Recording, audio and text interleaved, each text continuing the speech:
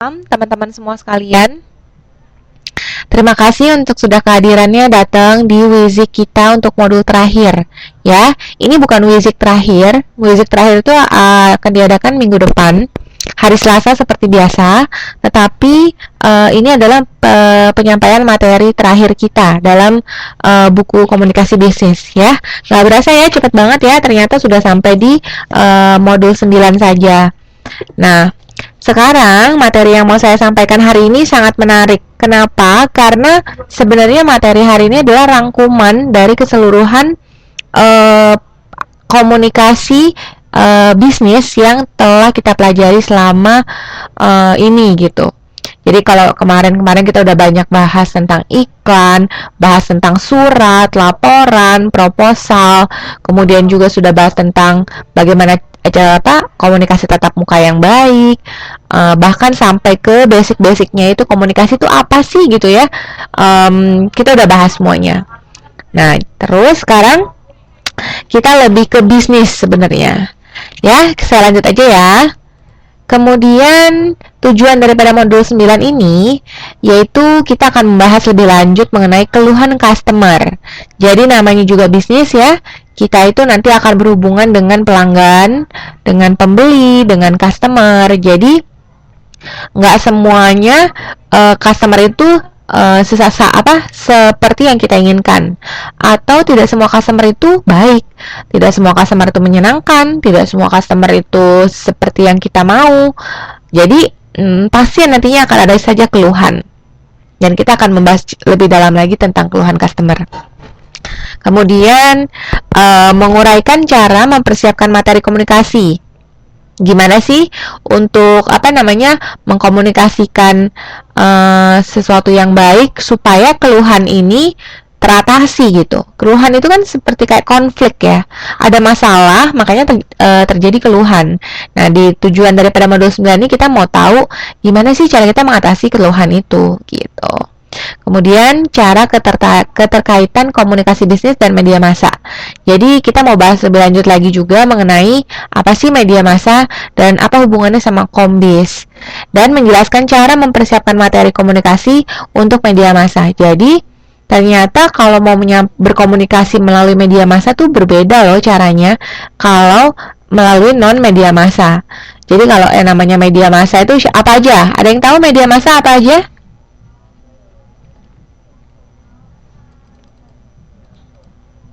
Ada yang tahu nggak nih media massa apa aja ya kira-kira ya?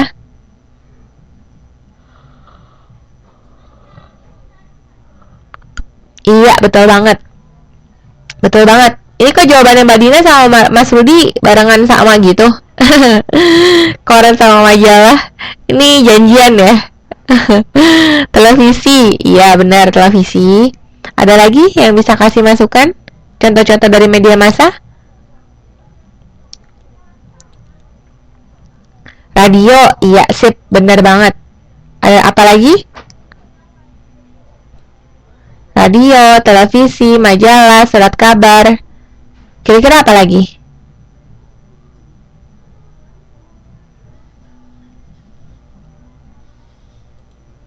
Kira-kira internet, iya benar, bisa jadi, benar, benar banget. Oke, jadi kita akan bahas lebih lanjut ya. Saya lanjut aja nih.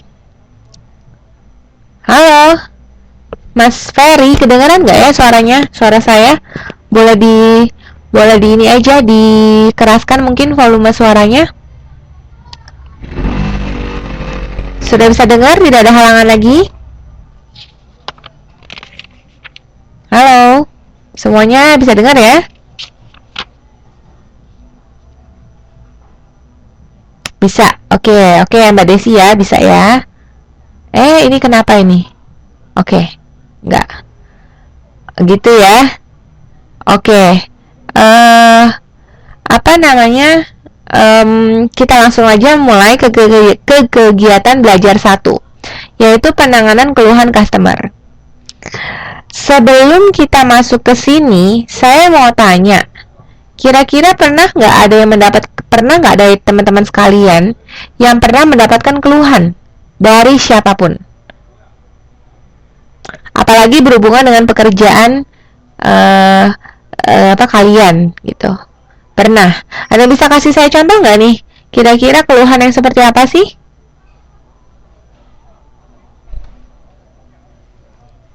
Ada yang mau sharing ke saya? Keluhannya seperti apa?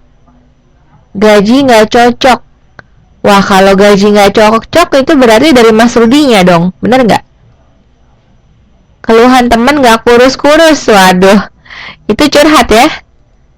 Majikan cerewet. Majikan cerewet ya.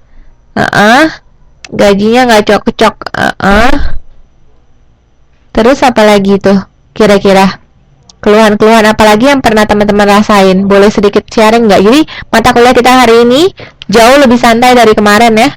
Kalau kemarin tuh kita agak kaku, kita bicara mengenai laporan, kita bicara mengenai proposal. Tapi hari ini kita lebih lebih santai, lebih sharing. Waktunya libur nasional nggak boleh libur. Waduh, diskriminasi. Ya, itu sering banget terjadi ya. Lemburannya kurang. Nah, ya bisa juga ya, lembur tapi nggak digaji gitu ya. Istilahnya loyalitas gitu ya dari karyawan gitu ya. Oke. Ternyata kita sendiri sebenarnya adalah konsumen, bener nggak sih? Sadar nggak sadar? Kita ini adalah bukan konsumen dalam arti kita membeli barang saja ya, tetapi di sini kita ini adalah bagian dari suatu proses bisnis. Bener nggak? Kita ini punya majikan, kita punya bos, artinya kita bekerja sama orang, bener nggak? Nah, ketika kita bekerja sama orang itu, kita berusaha untuk memberikan apa yang dia mau.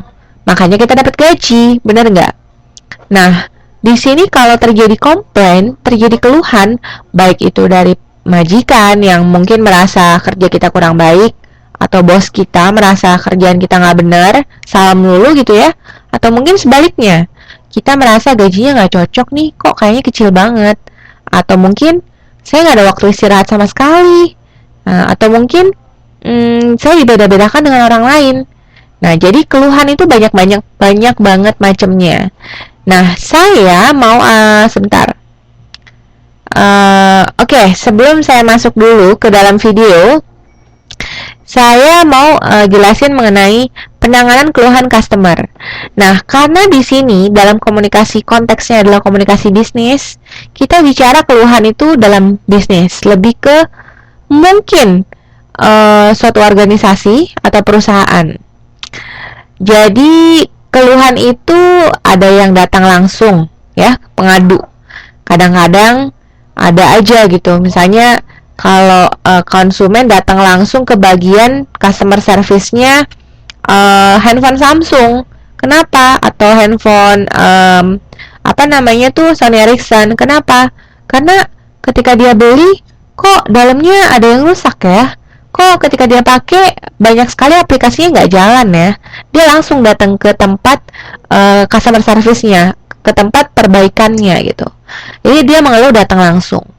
Sama, kalau kita sebagai pekerja, mungkin kita akan langsung ngomong sama bos kita. Ada nggak nih dari teman-teman sekalian yang berani, tipikalnya itu adalah orang yang berani bicara langsung sama bos. Saya nggak merasa di sini nggak adil, atau saya merasa ada ketidakcocokan soal apa. Ada nggak yang merasa pernah melakukan itu atau berani melakukan itu? Gimana? Boleh sharing sedikit nih teman-teman?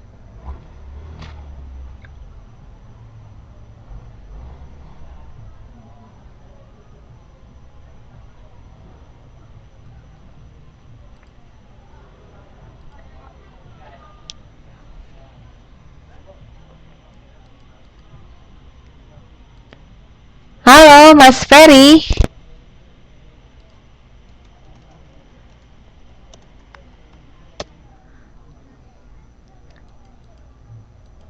Saya pendiam.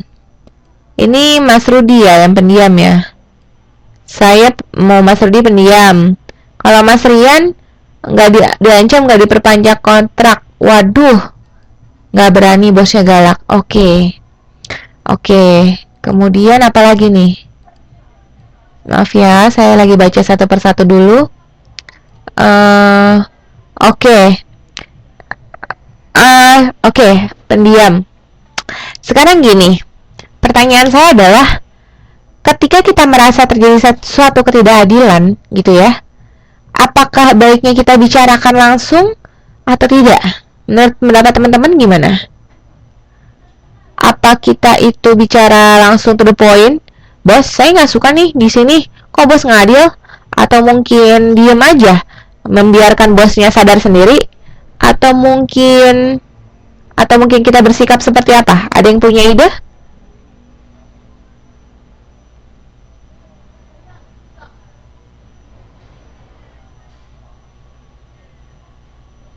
Ada yang punya ide nggak nih teman-teman? Diomongin baik-baik. Kalau problemnya adalah Mbak Desi bilang ngomongin baik-baik tapi bosnya galak, gimana tuh Mbak Desi? Cuma diem aja gitu ya Mbak Dina ya. Kalau Mas Rian bilang, ada manajer, tapi susah juga sih manajernya. Dilema gitu jadi manajer. Satu sisi ngerti kebutuhan karyawan, tapi di sisi lain dia juga orang kerja, gitu ya maksudnya. Gitu ya, sejauh ini semua baik-baik aja. Gimana? Oh, manajernya juga susah diajak kompromi gitu ya. Manajernya juga ketat gitu ya. Kayaknya salah aja kalau protes. Ngomong-ngomong di belakang. Biasanya cewek nih yang suka gosip nih kalau ngomong di belakang gitu ya. Tapi kalau ngomong di belakang sebenarnya nggak akan ada manfaatnya Mbak Desi. Kalau nggak kedengeran sama batasan, udah nguap gitu aja. Bener nggak?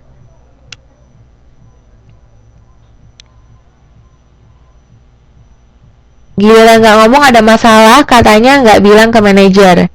Oke. Oke, saya paham banget perasaannya teman-teman. Saya ngerti banget, karena pun saya orang kerja gitu kan. Saya ngerasain kerja, rasanya kayak apa. Dan memang suka dukanya seperti itu ya. Kita sebagai karyawan kadang-kadang dituntut untuk seperti ini, seperti itu. Tapi mungkin apa yang kita dapatkan sekarang tidak sesuai, gitu ya. Oh gitu, jadi Bu Yuliana gimana? Mbak Yuliana gimana nih? Mbak Yuliana tidak bisa online gitu ya? Nggak pakai wifi nggak bisa ya Mbak Dina ya? Oke, aku terima kasih banget atas masukannya dari teman-teman mengenai pendapat teman-teman mengenai keluhan. Intinya sebenarnya adalah, kalau menurut pendapat saya, dalam hidup itu segala sesuatunya bisa dibicarakan baik-baik. Apalagi kalau kedua belah pihak yang ingin membicarakan suatu problem, mereka adalah orang-orang yang sama-sama sudah dewasa. Benar nggak? Kalau misalnya saya ngomong sama anak kecil, saya nggak akan bisa nyelesain problem karena dia nggak ngerti apa-apa atau susah untuk diajak komunikasi. Benar nggak? Tapi kalau yang namanya orang dewasa sudah tahu ya, maksudnya sudah tahu permasalahannya apa, dan alangkah baiknya itu menyelesaikan suatu permasalahan secara jernih dari kedua belah pihak, kemauan dari kedua belah pihak. Kalau anak kecil saya kasih tahu, yang ada dia nangis, bener nggak? Kalau anak kecil saya komplain, saya mengeluh gitu ya, yang ada dia nggak peduli gitu.